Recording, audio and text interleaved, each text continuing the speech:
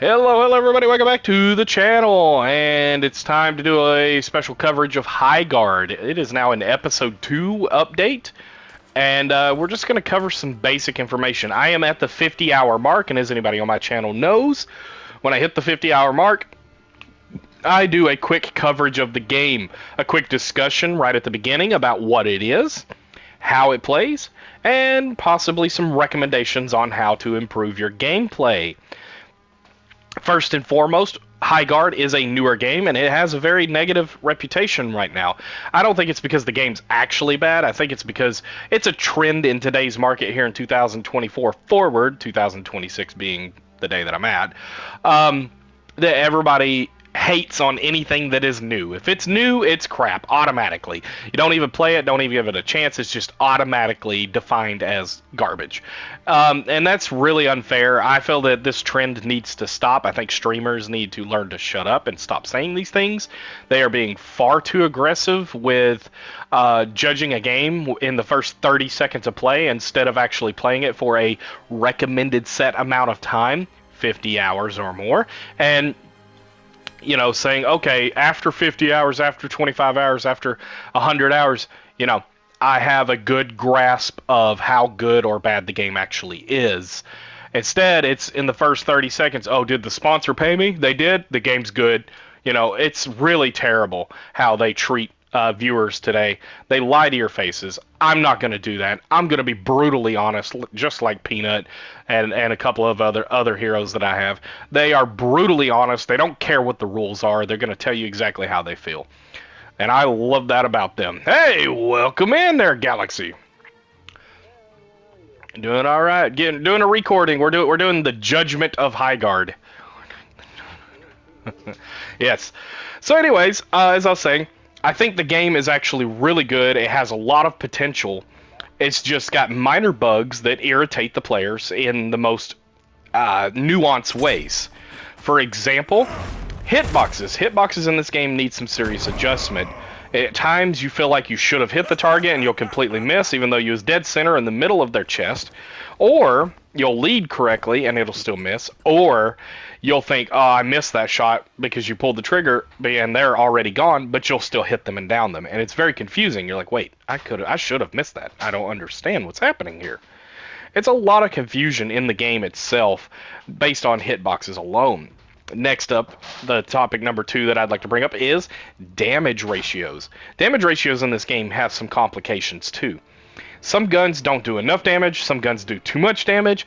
Ultimates, for the most part, don't do any damage at all, in my opinion. Let's go over here and talk about our characters. The ultimate from Redmayne, actually not a bad ultimate. Does pretty good for the most part. Even his pounce does really good damage. I'm not going to complain much about him at all. Condor, crap character. Please rework. I mean, I'm being very brutal there, but I'm being honest. Eyes in the Sky needs a slightly slower cooldown or faster cooldown on it. I'd say decrease it by about 3 seconds. And her ultimate, instead of 3 smoke clouds that reveal enemies and do nothing else, how about 3 smoke clouds, or should I say 2 smoke clouds, apologies, that do damage on initial contact, but no damage over time. In other words, as soon as they hit, they do something. Or, if they want to leave it at 3, make it to where if you kill Condor, you could still stay in the bird and finish out your ultimate. Because tying her life to the ultimate itself is an outdated practice from probably 2005, 2006. It's a terrible idea. It doesn't work right. Basically, as soon as she finally charges up her ult, which, by the way, is one of the longest charging ults in the game, as soon as she activates it, she dies, and that's it. You're dead weight. You're just dead weight. It's pointless. The ultimate needs serious reworking. Welcome back. Atticus is great in all situations. He's a jack of all trades, good assaulter, good defender, good controller. Everything about him is great. If anything, I would say probably buff his shock spears. Not damage-wise, but speed traveled and speed or timing to initiate damage. Because a lot of the times you'll throw the spear, they'll be in a little nook or cranny. You'll throw the spear on it, they'll see it, and they'll get a full 1.5 to 2 seconds to get away from it before it starts zapping.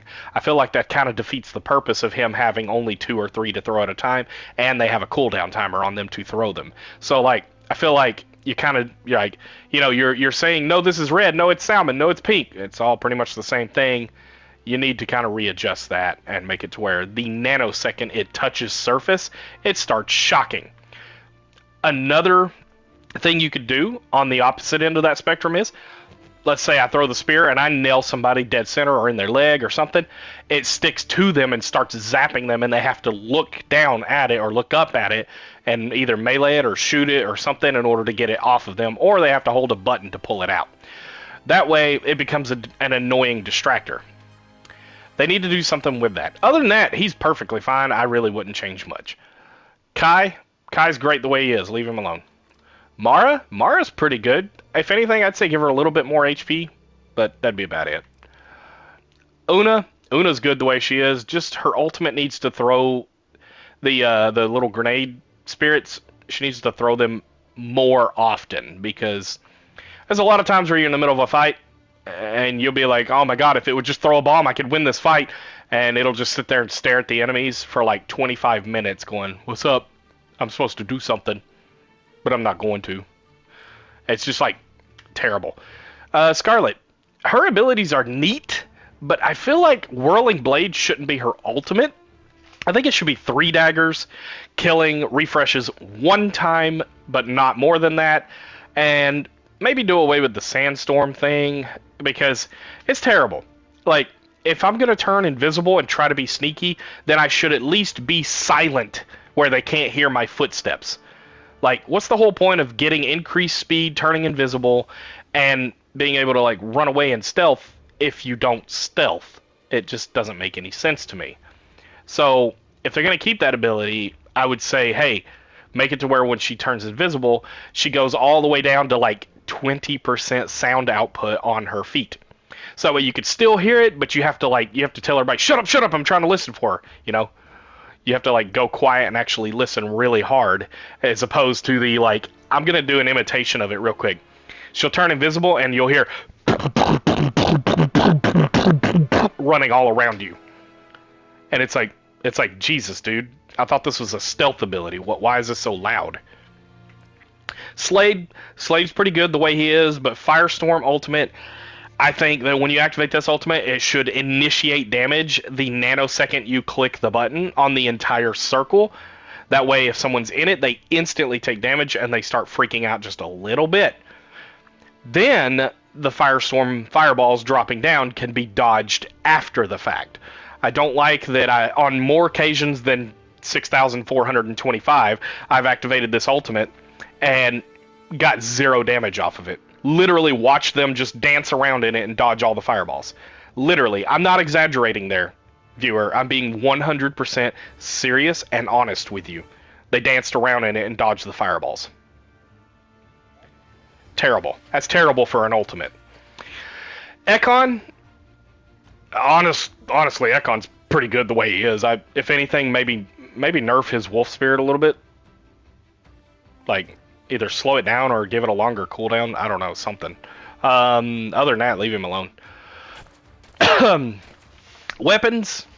Let's just go down through here. I'm going to say a number from 1 to 10, and that should give you an idea. 1 being terrible, please rework this gun. 5 being it's okay where it's at, maybe a buff. 6, it's okay where it's at, maybe a nerf. 10, overpowered as hell, please rework this weapon. Okay, so here we go. We're going to start right here. Corsair, 3. Paladin, about a 5. Kraken, about a 6. Viper, 75 million. Vanguard, about an 8, honestly. Dynasty, about a 3 or 4. Big Rig, no number, leave it alone. Saber Rifle, 4-ish, maybe 5. Longhorn, leave it alone, don't touch it. Ranger, negative 463,255. It sucks, please fix it. Blast Hammer, leave it alone. Rocket Launcher, leave it alone. Zipline, pointless, should just be an ability that all characters have and not a weapon. Lockpick, this thing is hilarious, but it's actually hard to use, so I'd leave it alone. It's pretty good where it's at. Hatchet, the axe. Yeah, just leave it alone. It's fine. Mounts. Mounts are mounts, and they're awesome. Anyways, banners, they don't do much. We have a new mount, by the way, with the update. We got the Moon Bruin. Anyways, this is your little interaction menu. You got your ranked over here. You got your challenges, your stats, your war chest, which is where you spend these purple credits up here to get skins of legendary value and so on and so forth. You got quests, which if they're kind of challenging, but if you pull them off, you get some cool skins and little trinkets. It's neat. It gives you a reason to aim to do some really crazy stuff every game. And then you got the trading post where you spend the free currency, the in-game currency, to buy skins. So like if I want this Scarlet skin, I just go here, I spend my 4,000 silver, and I now have a skin permanently. Pretty cool, right? Anyways, every week this resets, and they updated it. It used to be only 5, now it's 7. You get 5 blue rares and 2 epics. It used to be just 5 blue rares. Aside from that, you got your main menu and your modes. Your ranked mode, this is where you go if you really want to hurt yourself and you just hate your life. Training grounds, firing range. And then you got 3v3 raid mode, which is how ranked plays. So if you want to practice for ranked, I strongly recommend you practice in 3v3. And then you have 5v5 mode, which is a little bit more fun, especially if you have friends to play it with. Up next, we're going to go into settings. You can see these settings. I'm going to leave them up on screen. These are my preferred settings. I found the game to be a little bit more fun to play sitting in this form. I don't like motion blur because I don't like throwing up my lunch. Field of view, I've got it turned all the way up to 105, which is a pretty good number. Most people go up to like 110, 115. I prefer 105. Here's my audio settings, which seems to really balance out the footsteps issue. You know, seems to really fix it all. I'm going to leave them here on the screen. So you can like pause it and look at them if you want. Sound system, speakers. I'm actually on a headset. Audio dynamics. You got night mode, home cinema, and headphones. Basically, if you're playing on headset like I do when I'm recording and streaming, it's a good idea to leave them both on headphones because it tries to correctly move the sound to where you need it to be. But yes. You also have the ability in-game audio. Hello. To make it to where you can specify what device is capturing video, what's capturing audio, etc., etc. So, I'm in a private party chat, though. Controller, these are my settings for look sensitivity. I'm 7.6. I'm not saying it the other way. Vibrations, I actually normally leave that off. Double tap mount. I actually prefer this to be the up button now because I've learnt the lesson about how when you try to jump and climb a wall and you accidentally get, you know, sporadic and panicky and you tap the X more than once, it throws you on your mount and screws you up and then you get killed. So I strongly recommend you turn it to the up button and leave it. Crossplay, turn it off if you don't want to deal with sweaties, turn it on if you do. Your choice. And next up, we'll show some gameplay footage of 5v5 so you get a good idea of how fun the game actually is without somebody just simply typing in the comment section, "It's terrible, don't download it." Okay, everybody, so here we are. We're going to play this in double time speed. That way we don't have to worry about, like, this taking forever. This match actually went, I want to say, close to 25 minutes. And we had a really good time playing this match. It was very back and forth at the beginning, but we ended up kind of dominating on the new map. Or should I say not the new map, but the new base. I'm playing Red Main. Monk is playing Ekon. And the rest of these are just randos that we paired up with. And like I said, we had a pretty good time. It was a pretty good match. Right at the beginning, it was a little worried. I was a little worried. I was like, oh no, you know. But you'll see some of the things that I pointed out about things that need to be adjusted in this game. You'll notice some hitboxes look a little bit kind of strange, a little questionable. It is in double time speed, so apologies for that. But I don't want you to have to sit here for literally an hour and a half watching one single match plus the previous content that was at the beginning. So, yeah. Like I was saying, the biggest issues in this game is hitboxes, abilities, damage. There's a lot of things that they need to adjust. They need to buff a lot of ultimates to do more damage. or at least have initial damage on contact. And hit the hitbox is the reason why is because I feel like there's a latency issue with the hitboxes. They don't tend to really line up very good. Also, right there's a pro tip: use hammers to break your crystals instead of your hatchet, because hammers, you break them in one hit and you take the entire stack. It doesn't decrease it or anything. Whereas the hatchet, you have to whack away at a single crystal for like 4 or 5 times, which allows enemies. Yeah. Well, I mean, it's a hatchet when you melee. That's the thing. That's the thing. So use the hammer if you're carrying a hammer. Don't use the rockets, because the rockets, I'm not sure if they decrease the amount, but you're just wasting ammo at that point. The hammer, you can swing it even if it doesn't have ammo, and it doesn't do decreased damage. It just doesn't do its special ability is all, which is not really that important, honestly. Here we got the sword, the shield breaker. We're trying to rush it in. Ekon's wolf right there. You could shoot that when it's coming at you. It kind of gives away your position a little bit from the noise, but at least it doesn't highlight your body and show exactly where you're standing. The wolf does. You don't want that. Plus, you don't want stacks of dread taking extra damage. That crap sucks. Right here, I got this guy pinned up a little bit. He's got me pinned up. My teammate helps me push out. Does a little bit of the burn wave off of Slade and pushes the enemies away from me a little bit so I can get out.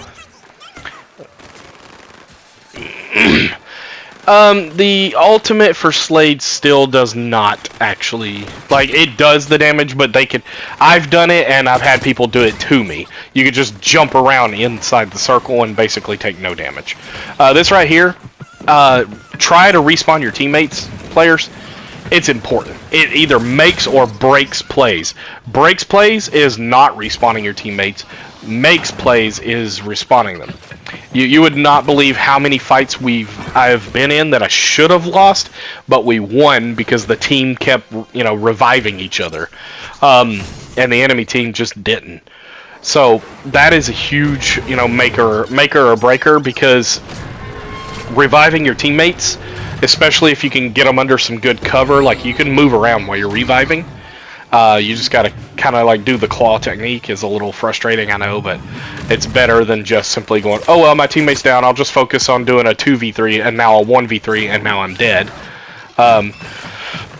This is why people love this character I'm playing, is because I can jump all over the place and get around different positions, and I can really like tear up the base from all kinds of angles very quickly. I can get in and plant the bomb and get out. It's really, really good. It frustrates the enemy, just because Redmayne is one of those characters who just has so much mobility, and you wouldn't think he is because he's big, clunky, tanky guy, but it's just his abilities are all about, like, making pathways for your teammates and presenting yourself with your own pathways. And ultimately, he's just really, really good. But he does have a higher skill ceiling because he doesn't really do a lot of damage with his abilities. Except the L1 does hit a little bit hard. I would say not like a truck. It hits more like a cannonball. Like if it hits, it does the damage. They feel it, but it's just not anything to like write home about. So here in the second wave, you'll notice everything's like blue and purple mixed. Try to get your hands on purple gear as fast as possible. Another pro tip that I'd like to give everybody is don't waste your crystals on the first wave. Don't go to the shop and buy like blue gear.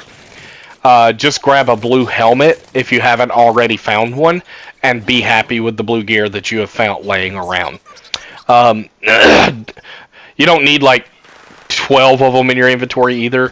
Honestly, about 4 to 6 is really the perfect, like, the little golden area you want to be in. It's just like a good number. I make a mistake here. I didn't realize that he had ulted. Like, that was just not what registered to me, and I tried to go around the corner and face him, and he just obliterated me. But anyways, I save my crystals every wave, and I just buy the helmet, because the helmets seem to be the hardest thing to find, in my opinion. I've always had struggles finding the next rarity of helmet, and I just prefer to throw my crystals at that, and then proceed to run around looking for the armor, because the armor tends to be kind of common. It's kind of easy to find, and it's not really much of an issue. But those helmets do tend to be quite rare. I'm sorry for the cough, everybody. There was a sickness going around my house, and I'm like on the mend from it. Anyways, yeah, just you don't waste your crystals on armor and stuff until the final wave when it's all legendary, because then it's actually worth it. Because that's like the top end gear, you know. You ain't gotta worry about something being better than that, and you just wasted your crystals. That's why I love to run around farming crystals, especially on the first wave. Try to get up to 200 crystals or 300 crystals. I forget what it is. It's the cap. I think it's 200, because once you get to that, you literally can't pick them up anymore. And you'll look down there, and they'll be kind of like pulsing real softly, letting you know you can't have any more than this. So that way, when you get to that point, you can just straight up, get your hands on a bunch of good gear in the final wave. You can get you a helmet and probably like 3 or 4 sets of legendary armor, and that's just perfect. If there's a really good weapon inside the shop, you can go for that, and that works. It's all there. If you just do the homework, you'll figure out what you like. I don't think there's a meta of like best weapons. I think there's best combinations of weapons. So right here, I was fumbling around a little bit. I accidentally hit the up instead of the right, trying to pull out my grenade and throw it at that guy, and I just kind of chucked it at the ground, jumped on my mount while I was trying to chuck it at the ground, and it just got me killed. I was like, okay, well, that did not work at all. And so yeah. But do the research. For example, sometimes long range and short range go really good together. Sometimes 2 medium ranges go really well together. It really all depends on like what weapons you are. This guy right here is going to the back end to try and throw down a dome splitter, and he's just trying to aggravate us. I tried to stop him, but somebody else had already broke the dome splitter by the time I got over here, and so I was like, okay, whatever. And so we just proceed to kill them and try to go for the win. This is what I was talking about right here, being able to reposition super fast.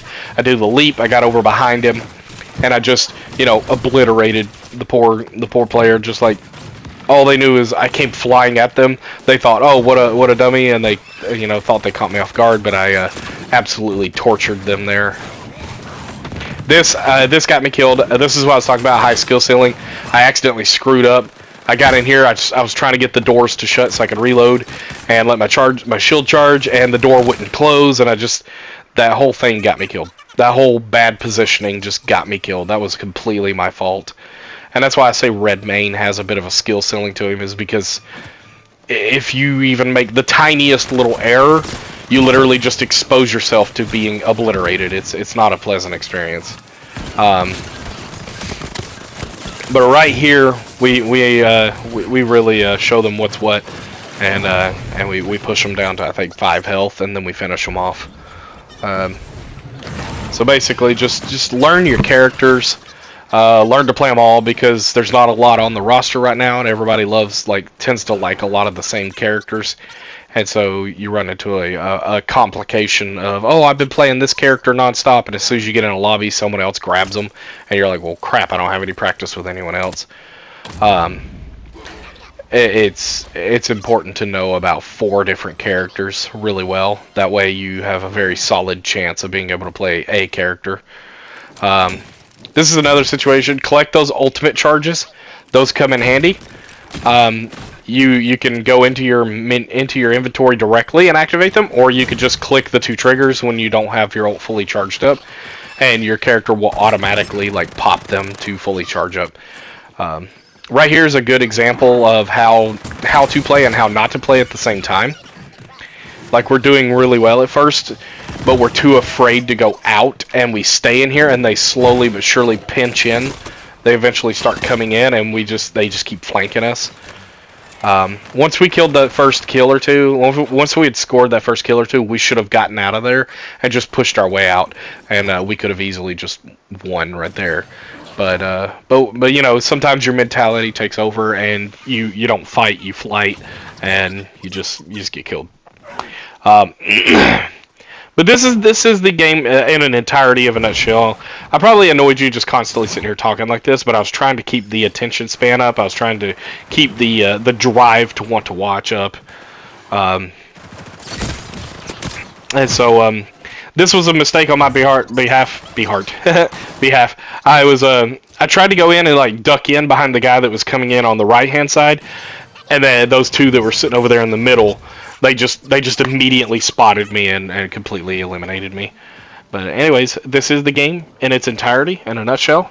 I hope you enjoyed this video. Please like and subscribe, and I will catch you all next time.